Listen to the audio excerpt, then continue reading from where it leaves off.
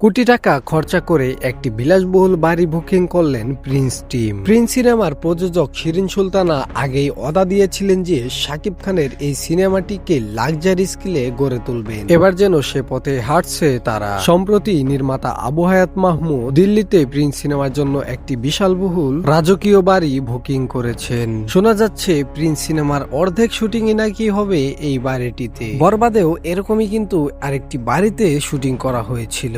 বরবাদের চেয়েও দ্বিগুণ বড় এবং লাক্সারি বাড়ি হিসেবে ধরা হচ্ছে এটিকে। সত্যি যদি এই বাড়িটিতে প্রিন্স সিনেমার শুটিং হয় তাহলে বরবাদ সিনেমার লাক্সারিকেও ছাড়িয়ে যাবে প্রিন্স সিনেমা। প্রযোজক শিরিন সুলতানা জানিয়েছে যে আমরা শাকিব খানকে নিয়ে বড় ধরনের পরিকল্পনা করছি, যে পরিকল্পনায় বাজেট কোনো বাধা নয়। আর সিনেমাটির নির্মাতা আবু হায়াত মাহমুদও জানিয়েছে যে সিনেমাটিকে সুন্দর এবং আকর্ষণীয় করে ফুটিয়ে তুলতে যত রকমেরই অ্যাক্সেসরিজ প্রয়োজন হয় না কেন সবগুলো আমরা আস্তে আস্তে ম্যানেজ করছি। খুব শীঘ্রই শাকিব খানকে নিয়েও মাঠে নেমে পড়বো আমরা। আমাদের যেহেতু কথা রয়েছে এই সিনেমাটি রোজার ঈদে মুক্তি পাবে, তদ্রূপ রোজার ঈদেই মুক্তি পাবে এই সিনেমাটি।